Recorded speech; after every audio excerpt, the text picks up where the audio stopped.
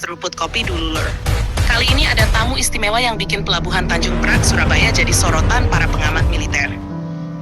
Kapal perang super canggih milik Angkatan Laut Kerajaan Belanda, yaitu HNLMS De Ruyter F-84, resmi bersandar di dermaga Jamrud Utara pada Kamis 14 Mei 2026. Dan ini bukan sekadar kunjungan biasa, Lur, karena kapal ini datang membawa pesan besar tentang kekuatan maritim, diplomasi, dan persaingan teknologi laut modern. Fregat kelas The Zeven Provinciën ini dikenal sebagai salah satu kapal pertahanan udara paling canggih di Eropa. Begitu kapal ini masuk perairan Surabaya, perhatian langsung tertuju pada desain stealth-nya yang modern, radar super canggihnya, dan kemampuan tempurnya yang luar biasa. Bahkan banyak pengamat menyebut kapal ini sebagai mata dan perisai armada NATO di lautan. Kedatangan kapal ini merupakan bagian dari misi besar Indo-Pacific Deployment 2026. Misinya bukan main-main, Lur.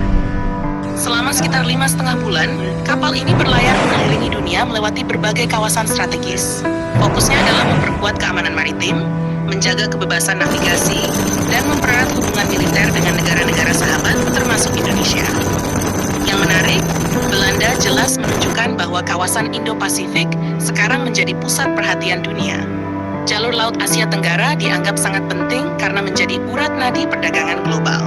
Jadi ketika kapal perang kelas berat seperti De Ruyter datang ke Indonesia, itu menunjukkan bahwa posisi Indonesia memang sangat strategis dalam peta geopolitik dunia. Saat sandar di Surabaya, kedatangan kapal ini disambut langsung oleh jajaran TNI Angkatan Laut. Ini sekaligus memperlihatkan hubungan historis dan kerjasama maritim yang terus berkembang antara Indonesia dan Belanda. Kedua negara sama-sama menekan pentingnya stabilitas laut dan hukum internasional berdasarkan UNCLOS. Tapi Lur, yang bikin kapal ini benar-benar spesial bukan cuma misinya, melainkan teknologi yang dibawanya. HNMS De Ruyter adalah fregat pertahanan udara dan kapal komando. Jadi bukan hanya bisa bertempur sendiri, tetapi juga bisa menjadi pusat kendali armada besar di laut. Salah satu senjata utamanya adalah radar APAR atau Active Phased Array Radar. Radar ini terkenal sangat canggih karena menggunakan teknologi AESA yang mampu melacak banyak target sekaligus dengan kecepatan tinggi. Kapal ini bisa memantau pesawat tempur, rudal jelajah, hingga ancaman drone modern dalam waktu bersamaan. Selain itu, ada juga radar Smart L yang punya kemampuan pengawasan jarak sangat jauh. Radar ini bahkan disebut mampu mendeteksi ancaman rudal balistik dalam jarak ratusan kilometer. Jadi kapal ini bukan sekadar fregat biasa, tetapi sudah masuk kategori kapal pertahanan udara strategis. Bayangkan Lur, di tengah peperangan modern saat ini, ancaman terbesar bukan lagi hanya kapal lawan, tetapi juga rudal hipersonik, drone swarm, dan serangan udara jarak jauh. Karena itu kapal seperti De Ruyter sangat penting untuk membangun payung pertahanan udara armada. Kapal ini juga membawa berbagai rudal modern. Untuk pertahanan udara jarak menengah dan jauh, kapal ini menggunakan rudal Standard Missile dan ISSM. Kombinasi ini membuat kapal mampu menghadapi serangan udara berlapis. Jadi bila ada rudal atau pesawat musuh mendekat, sistem pertahanan kapal bisa bekerja secara otomatis dengan kecepatan sangat tinggi. Tidak hanya itu, De Ruyter juga dilengkapi meriam utama kaliber 127 mm yang bisa digunakan untuk serangan permukaan maupun dukungan tembakan ke darat. Ada juga sistem CIWS Goalkeeper yang terkenal sangat mematikan untuk menghancurkan rudal anti kapal yang datang mendekat. Dan yang tidak kalah penting adalah keberadaan helikopter maritim NH-10 di atas kapal. Helikopter ini bisa digunakan untuk misi anti kapal selam, pengawasan laut, hingga pencarian dan penyelamatan. Dengan kombinasi sensor kapal dan helikopter, kemampuan deteksi ancaman bawah laut menjadi jauh lebih luas. Menariknya lagi, Lur, sebelum tiba di Indonesia, kapal ini juga sempat melakukan kunjungan strategis ke Kochi, India. Ini menunjukkan bahwa jalur pelayaran kapal tersebut memang dirancang untuk memperkuat hubungan dengan negara-negara penting di Indo-Pasifik. Dan setelah dari Surabaya, kapal ini dijadwalkan berlayar menuju Hawaii untuk mengikuti latihan perang laut terbesar di dunia, yaitu RIMPAC 2026. Dalam latihan itu biasanya hadir puluhan kapal perang dari berbagai negara besar, seperti Amerika Serikat, Jepang, Australia, Korea Selatan, hingga negara-negara NATO. Keikutsertaan De Ruyter di RIMPAC menunjukkan bahwa kapal ini bukan kapal biasa. Kapal ini sering ditempatkan dalam operasi internasional besar karena kemampuan Kemampuan radar dan komandonya sangat dibutuhkan untuk koordinasi armada multinasional. Kalau kita lihat lebih dalam, kedatangan kapal Belanda ini juga memberikan pesan penting untuk Indonesia. Dunia sekarang bergerak menuju era peperangan laut modern, berbasis sensor, jaringan data, dan pertahanan udara berlapis.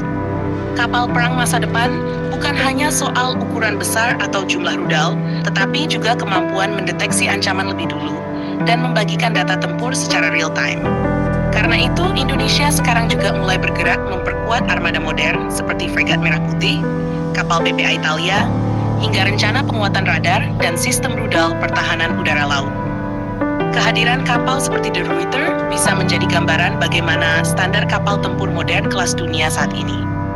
Apalagi kawasan Asia sekarang makin panas, Lur.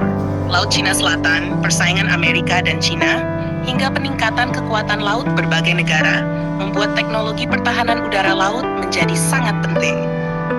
Negara yang punya kapal dengan radar dan sistem pertahanan terbaik akan punya keunggulan besar dalam menjaga wilayah lautnya. Jadi wajar kalau kedatangan HNLMS De Ruyter FF di Tanjung Perak langsung menarik perhatian warga Surabaya dan para pengamat militer. Tidak setiap hari Indonesia kedatangan fregat pertahanan udara kelas berat dari Eropa dengan teknologi radar dan sistem tempur yang sangat modern. Apalagi, kapal ini membawa kemampuan yang biasanya hanya dimiliki armada laut negara maju. Mulai dari radar jarak jauh, sistem pertahanan udara berlapis, hingga kemampuan menjadi pusat komando armada di tengah operasi laut besar.